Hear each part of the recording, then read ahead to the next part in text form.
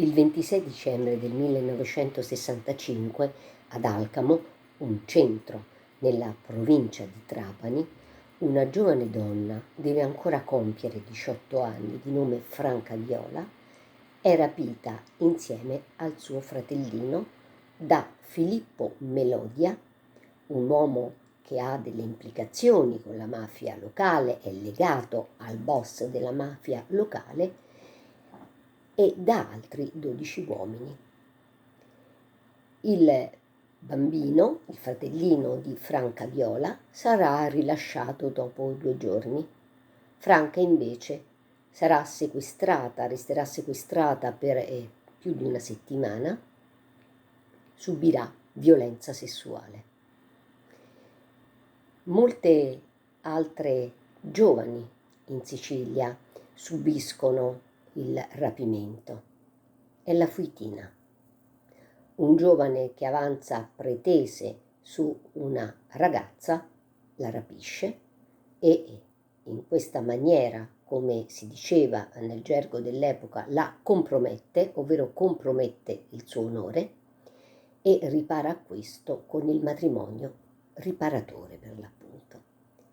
Il matrimonio estingue il reato del rapimento e della violenza carnale, e questo è previsto dal codice penale, precisamente dall'articolo 544.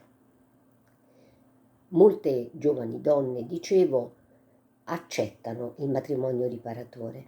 Sarebbe molto difficile per loro vivere nella realtà in cui sono nate, in cui è avvenuto il rapimento. Sarebbero considerate delle svergognate, delle poco di buono, e soprattutto trascinerebbero nel disonore la famiglia. Dunque nessuna ragazza ha il coraggio di dire no e nessuna famiglia sostiene le ragazze in questo tipo di scelta. Diverso per Franca Viola. Franca si oppone al matrimonio riparatore, sostenuta da suo padre e dai suoi familiari, dice no e trascina Filippo Melodia in tribunale insieme ai suoi complici. Filippo verrà condannato a 11 anni di carcere. Ecco, è una scelta che lascia intravedere i profondi cambiamenti che si stanno verificando nel paese e che da alcuni anni cominciano a manifestarsi. L'Italia del 1965, l'anno in cui Franca Viola viene rapita, è un'Italia che è ormai modernizzata. È un'Italia che ha visto la piena affermazione della società dei consumi. Tra il 1958 e il 1963 ha vissuto il suo periodo di splendore. È aumentato il prodotto interno lordo, le industrie si sono sviluppate in diverse realtà del paese, si produce di più, si producono beni diversi, ovvero beni di consumo, dei cambiamenti sono intervenuti anche nel campo agricolo. Il paese vede una diversa mobilità rispetto al passato, sono cambiate le mentalità, gli stili di vita e soprattutto è tra i giovani che si coglie il desiderio di cambiamento. C'è un fermento tra loro.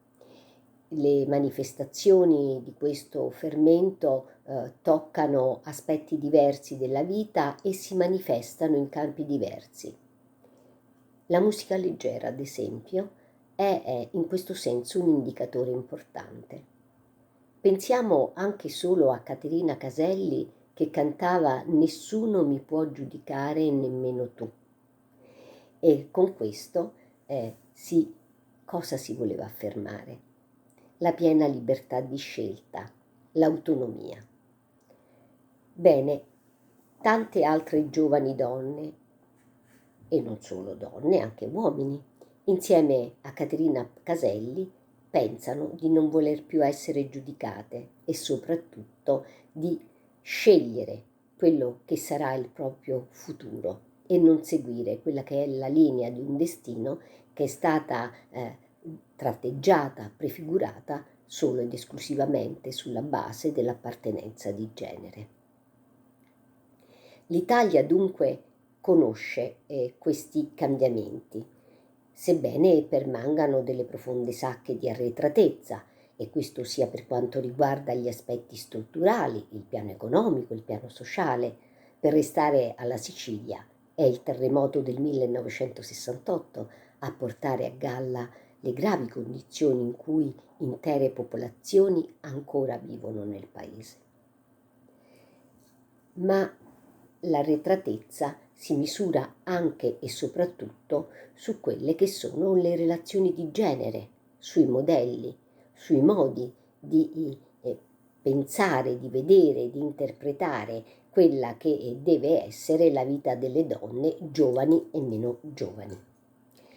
Sebbene le italiane abbiano ottenuto diritto di voto nel 1945, esattamente il 1° febbraio del 1945 si assiste all'emanazione del decreto Bonomi che estende il diritto di voto alle donne, e sebbene dal 1946 esse eleggono e sono elette, è aumentato il livello, diciamo, si è innalzato il livello di istruzione, sono più presenti nel mondo del lavoro e nel mondo delle professioni, anche se in quest'ultimo campo, soprattutto in alcuni settori, le italiane arrivano con molto ritardo. È sufficiente ricordare che soltanto nel 1963 avranno accesso alla magistratura. Sebbene la Costituzione italiana prefiguri la parità tra i sessi e la pari dignità tra i coniugi nella famiglia, di fatto è proprio la famiglia, la cittadella più difficile, diremmo, da espugnare per le donne. È il luogo dove resiste una forte disparità di genere. La Costituzione, ripeto, prevede la parità, ma leggi che applichino questi principi tardano ad arrivare. Il caso di Franca Viola è un caso importante perché mette in luce proprio l'arretratezza della norma, l'arretratezza della legge rispetto a quelle che sono ormai i costumi di buona parte delle italiane e degli italiani. Se l'articolo 544 del Codice Penale prevedeva il matrimonio riparatore, altre leggi, altri articoli prevedono ad esempio il delitto d'onore. Questa norma resterà in vigore fino al 1981.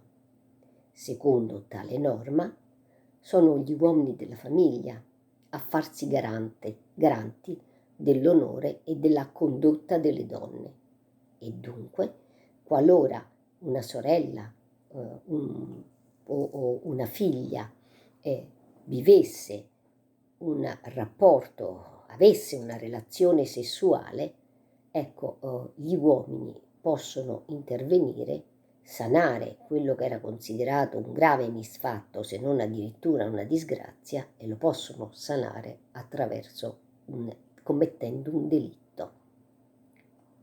È il delitto d'onore. Lo stesso adulterio maschile e femminile è trattato differentemente dalla legge, e questo almeno fino al 1968. Bene, il caso di Franca Viola sarà ampiamente dibattuto, sarà presente sulla stampa, sui rotocalchi, se ne parlerà nei telegiornali, alla televisione, e soprattutto ne parlano le italiane e gli italiani nelle proprie case. L'opinione pubblica è anche divisa, non tutti sono dalla parte di Franca, ma certo Franca Viola ha dimostrato che si può dire no e che una donna può scegliere di non sottostare a delle regole retrive e delle regole che soffocano, minacciano la sua libertà e l'espressione della propria identità, della propria soggettività. Francaviola si sposerà, condurrà appunto la sua vita, avrà dei figli e nel 2014 il Presidente della Repubblica Giorgio Napolitano le conferirà un riconoscimento, quello di grande ufficiale al merito della Repubblica Italiana. E a tutte noi, a tutti noi, non resta che dirle grazie.